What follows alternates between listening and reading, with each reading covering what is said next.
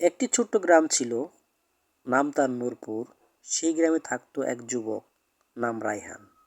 বয়স তার মাত্র 24, কিন্তু জীবনে সে অনেকটা পথ ভুলে গিয়েছিল। রায়হান আগে খুব ভালো ছাত্র ছিল, নামাজ পড়তো, কোরআন পড়তো, মসজিদে যেত। কিন্তু ধীরে ধীরে বন্ধুদের সাথে মিশে সে বদলে যেতে লাগলো। মোবাইল, আড্ডা, রাত জাগা সব কিছুতেই সে অভ্যস্ত হয়ে গেল। নামাজ বাদ পড়তে লাগলো, অন্তরও ধীরে ধীরে শক্ত হয়ে গেল। তার মা অনেক কাঁদতেন, বাবা রায়হান, তুই আগের মতো হয়ে যা, নামাজ পড়, আল্লাহকে বলিস না। কিন্তু রায়হান শুধু বলতো, মা, পরে ঠিক হয়ে যাবে। দিন যায়, রাত আসে, কিন্তু পরে আর কখনো আসে না। একদিন রাত গভীর, সবাই ঘুমিয়ে পড়েছে। হঠাৎ রায়হান ঘুম থেকে জেগে উঠল। জানালার বাইরে হালকা বাতাস, আকাশে তারা ঝিকমিক করছে, কিন্তু তার বুকের ভেতর যেন অদ্ভুত অস্থিরতা। সে উঠে বসে। হঠাৎ তার মনে পড়ে ছোট্টবেলার তার বাবা তাকে একটি কথা বলেছিল, রাতের শেষ তৃতীয়াংশে আল্লাহ বান্দার সবচেয়ে কাছে থাকেন। কথাটা মনে হতেই তার চোখে পানি এসে গেল। সে ভাবল, আমি কত দূরে চলে এসেছি, আল্লাহ তো সবসময় ডাকছেন, আমি শুধু সাড়া দিচ্ছি না। সে বিছানা থেকে উঠে যায়, অজু করে অনেক দিন পর সেজদায় যায়। প্রথম সেজদায় সে কিছুই বলতে পারে না, শুধু কান্না। দ্বিতীয় সেজদায় তার বুক ফেটে যায়।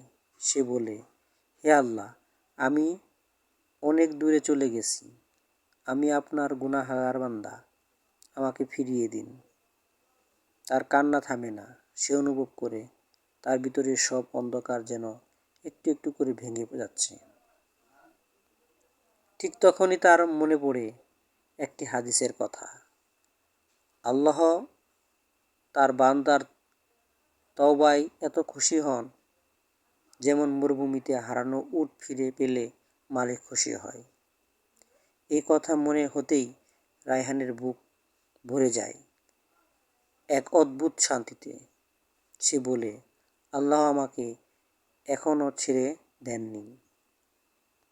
পরদিন সকালে রায়হান মসজিদে যায়। বহুদিন পর মানুষ তাকে অবাক হয়ে দেখে, কেউ বিশ্বাসই করতে পারে না, এই সেই পুরনো রায়হান। ইমাম সাহেব তাকে দেখে হাসলেন। ফিরে এসেছো? রায়হান মাথা নিচু করে বলল, আমি হারিয়ে গিয়েছিলাম, কিন্তু আল্লাহ আমাকে ফিরিয়ে এনেছেন। সময় যায়, রায়হান ধীরে ধীরে বদলে যায়। নামাজ তার জীবনের কেন্দ্র হয়ে যায়, কোরআন তার সঙ্গী হয়। রাতের শেষ প্রহরে সে এখন নিয়মিত দোয়া করে। তার মা এখন আর কাঁদে না, তিনি শুধু শুকরিয়া আদায় করেন। শিক্ষণীয় বিষয় এই যে, মানুষ যত দূরে যাক, আল্লাহর রহমত ততই কাছে থাকে। তওবা করার জন্য কখনো দেরি করা উচিত না। রাতের শেষ অংশে আল্লাহর কাছে ফিরে আসা সবচেয়ে শক্তিশালী সময়। এক সিজদার কান্না জীবন বদলে দিতে পারে।